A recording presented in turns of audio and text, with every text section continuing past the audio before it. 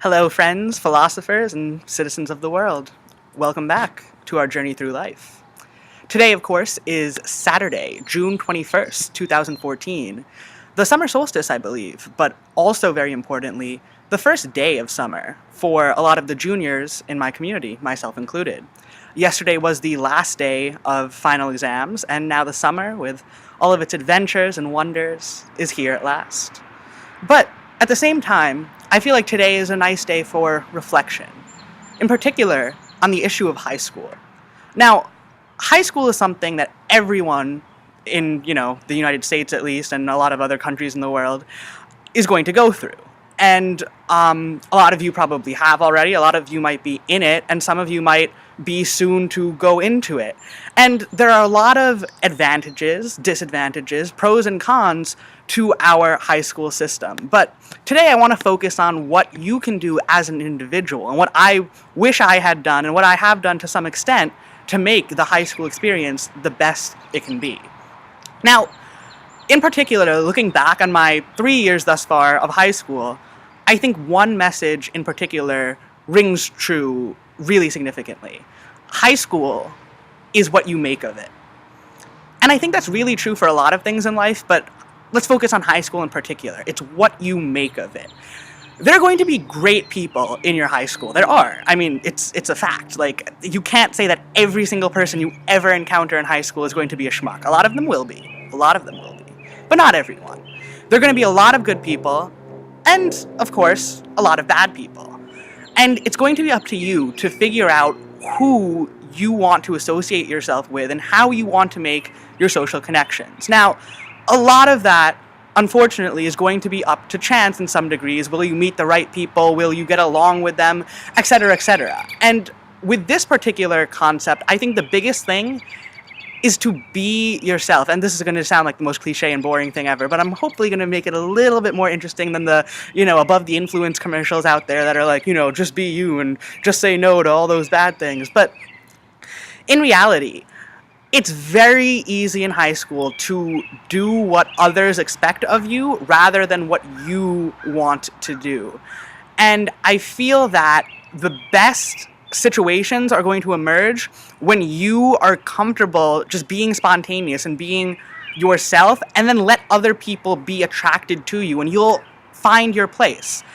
In essence, I think, personally, it's a lot better to have 1 to 3 friends who you're like really, really passionate about and into, and you can be yourself with them and such like that, who will accept you for who you are, than to be the most popular conformist, to be loved by everyone and to have like a bajillion acquaintances who are like, oh my god, you're the best, but you're 8 different people depending on the group you're in, and you're always changing your mind about things, and you're figuring out how to please them, and everything you do is based on how you can be better to the other people.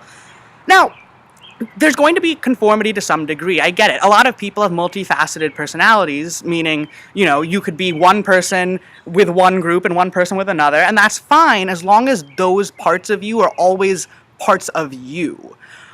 But when you're deliberately feeling uncomfortable or not really, yourself around other people, I think it's best to not conform to what they want you to do. And I think that's a message that's going to carry out throughout the majority of this whole reflection on high school, that you should just be you and not what other people want you to be.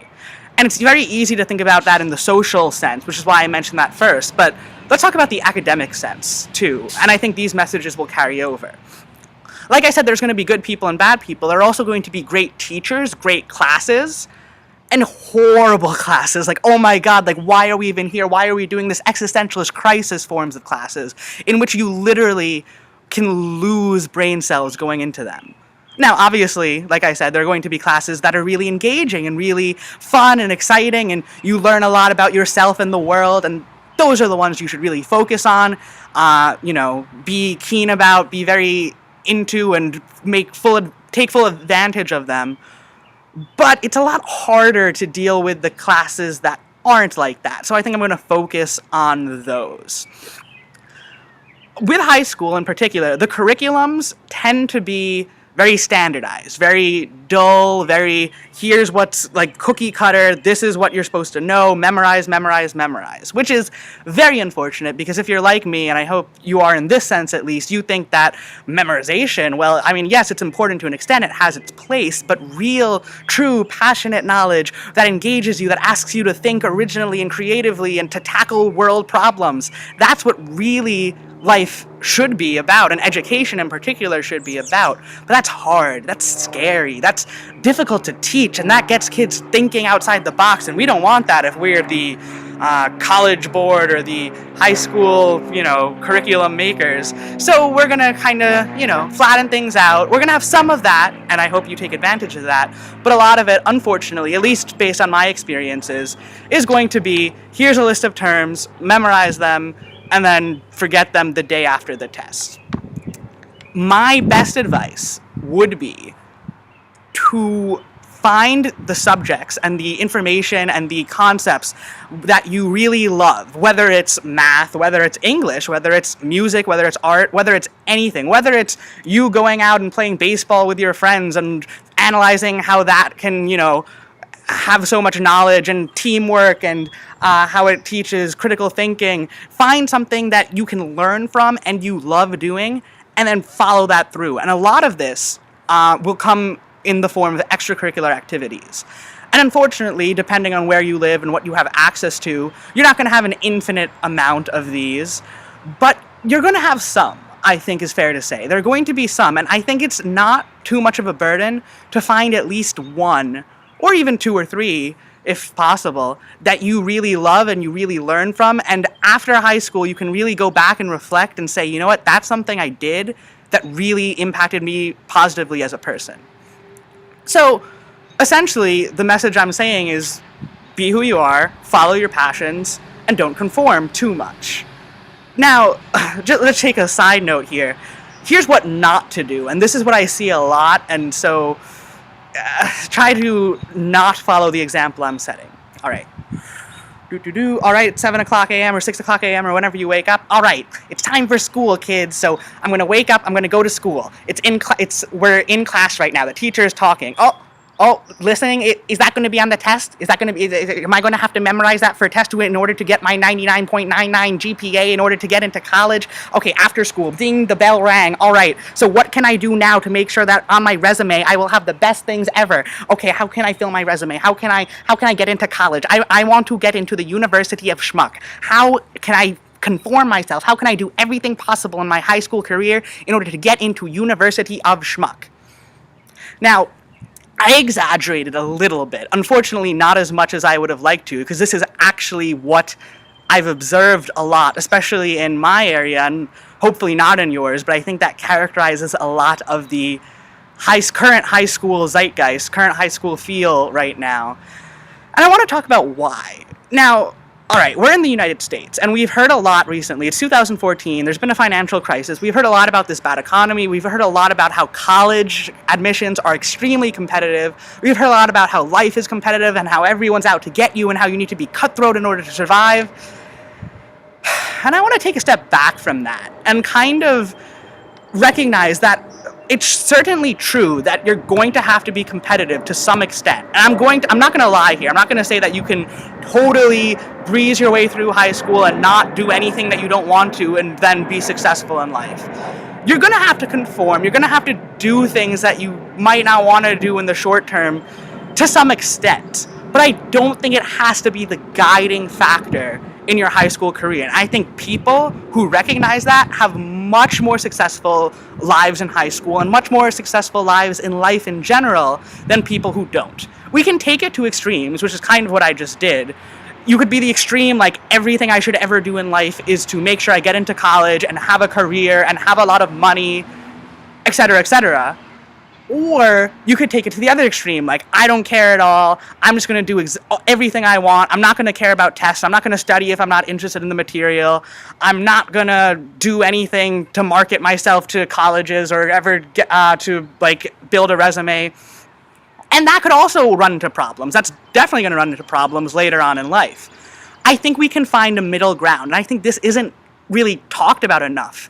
I think people are very accepting of, all right, high school is supposed to be boring and therefore I must do everything for the test.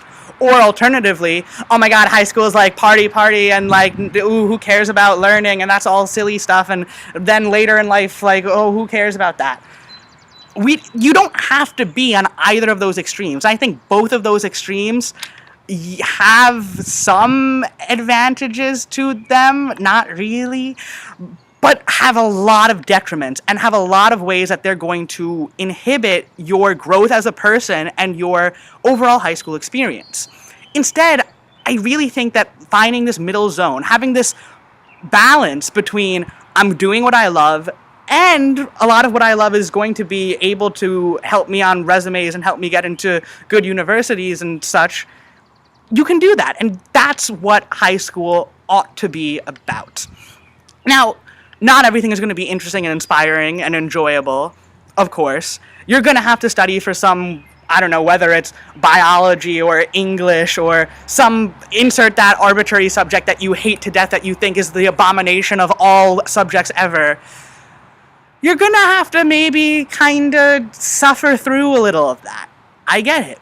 But you don't have to make it like that all the time. You don't have to study for hours upon hours every day and every week of your life, and every single activity you ever join and every single person you ever meet and decision you ever make is based on whether or not you can get into the University of Schmuck. You can have a balance. You can have a fun social environment. You can have a good amount of recreational activity. Watch your favorite movies, TV shows. Have them inspire you. Go join the debate team or the fencing team or the baseball team or whatever particular activity, or mathletes or chess club or whatever you really want to do. Those types of things can easily combine resume and enjoyment. I think that's really what people should do, not only in high school, but in life, with life in general. And that's my main message for today, essentially. Now, a lot of you, hopefully, can at least try to take this advice to some extent. Maybe you're someone who's totally against high school altogether and isn't about resume building at all, and you'll kind of realize, all right, maybe there's some stuff that I love that also will help me there. Or probably more likely, you're someone who's like study, SAT, vocab, math, study, formula, college. And I would really encourage you to, okay, do that to a degree, but also try to find those things that you really love and follow those. And maybe along the way, you'll be able to find out that those things are not only really valuable in themselves and to you as a person, but will also help you stand out in this college admissions process. Which I feel like, okay, I'll address that for a second. My thoughts on college. College is really cool. College is really, really cool. You get to live at the place where you're learning for 4 to 8 years or more or less, depending on who you are. And that is fantabulous. There's so many opportunities. You could be in a big city. You could go to museums and to the theater with your classmates and with your friends, and you're living together. You're literally, all of your experiences are being felt together and shared, and it's this one big community feel to it. Or perhaps it's not like that for you. Maybe it's not about the people, but it's about you, your independence. You're away from parents. You don't have to follow all these guidelines and rules. You're free to explore who you are as a person, and you have all these interesting professors and classes. You get to choose what you're taking to some extent. You get to choose who you're hanging out with. You get to choose where you go and what you do. And this land of freedom and magicness, and I'm making it probably sound a little bit more idealistic than it actually is, because A, I haven't went to college, and B, I like to think that it's this magical land of unicorns. But a lot of that, like I said, throughout this whole message to you guys, is going to be what you make of it. And I think a lot of that can happen if you're willing to take that step. But anyways, going back to the college admissions process. In my community in particular, we have been, I want to use the word brainwashed, although that's a little bit severe, but it's kind of true. Brainwashed into thinking that the purpose of life, the purpose of high school, the reason why the universe was created, the reason why the planets are orbiting the sun, and the reason why the sun is in the center of the galaxy solar system. Okay. The reason why everything is everything, the reason why atoms and molecules and matter and energy exist is for you to get into college. And then therefore, you're going to be a high school student, get into college, get a good job, and then get a good life. I don't think that's how it works. I really don't. It works like that maybe for like a really tiny fraction of the population, but that's a recipe for disaster, folks. I mean, that's having it in reverse. Why not have the good life throughout? Ho, ho, ho, ho, ho. But it's really that simple in a way. Because these universities, increasingly so in the last few years and decades, from what I've heard and from what I've researched at least, don't want you to be the stereotypical I studied and I read textbooks and I got the perfect scores, therefore I deserve to go to college type of student. In the modern world, in the modern workforce, in any kind of upgrowing field that you can think of, creativity, teamwork, passion, those are the things that are driving the modern world. We don't need laborers anymore. We don't need people. Anyone can memorize. I mean, this is going to sound like, I don't want to hurt your dreams and your whole like image of life, but anyone can memorize textbook information if they try hard enough. Anyone can memorize a list of vocab words. Now, some people can do it better than others, but there's nothing special about that. There's nothing really powerful. It's very useful, and it's very important to have a work ethic and to be able to apply yourself to these situations that require memorizing useful facts and information. But that's not going to make you stand out. I think what does make people stand out is their creativity, is their passion, is going along and finding the things that they really love and talking about how that impacts them. College essays are perhaps the coolest thing ever, and yet they're so feared and hated and despised. These prompts are actually, for the most part, really, really insightful, deep, engaging questions. And they're going to make you think. They're going to make you reflect on what you did throughout high school. And they're going to make you think about what you did throughout life and what you want to do in the future. And if your mindset is, okay, well, I just want a job to make money and to be successful in life and to make sure everyone I've ever met is proud of me and gives me a thumbs up for my achievements, I really don't think that's what they're looking for. And I really think that that is going to be weeded out in this rigorous and competitive applications process. I think that doing what you love is more important not only in itself, but also for the admissions process. And lastly, I want to bring up the point that the specific college you go to in the modern world is not going to really make a big difference. Whoa, did he just say that college doesn't matter? Oh my, calm down, little Billy, calm down.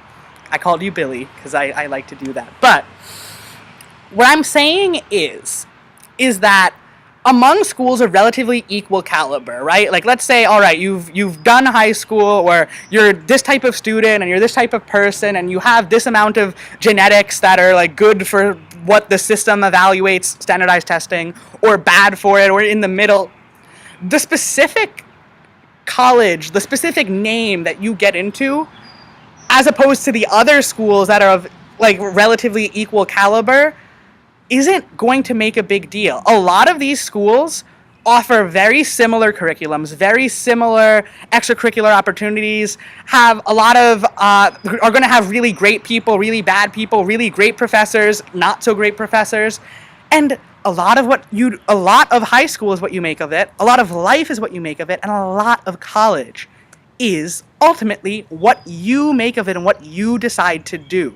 So yes, it is very important to go to a university that's going to have what you are interested in and what's going to benefit you. But it's not really like that's limited to, oh, I have to get into insert University of Schmuck here. By the way, in case you haven't noticed, University of Schmuck is a metaphor for like top choice schools of people who are like, I need to go to this specific college, otherwise my whole life is ruined. No, that's not true. When you get into a college, I hope you definitely take advantage of all the opportunities it offers. I hope it has very great facilities and professors and students and friends for you to make and classes. But I think a lot of that you'll be able to find regardless of the specific name of the college that you get into. All right. Well, I've been philosophizing and ranting and giving my wisdom out for 20 minutes now, and I think I've spared you enough for today. So, it's the summer solstice, guys, and I hope you take full advantage of not only high school, not only college, not only life, but also the beautiful summer air that awaits us. And so that's enough for today. I will be tuning out, and just for a future notice, I probably intend to do something about like maybe next week or every other week. Now that summer's here, I can actually have a rigorous type of, not rigorous, but a set type of structured feel to this type of thing. So tune in next week, hopefully. Ciao!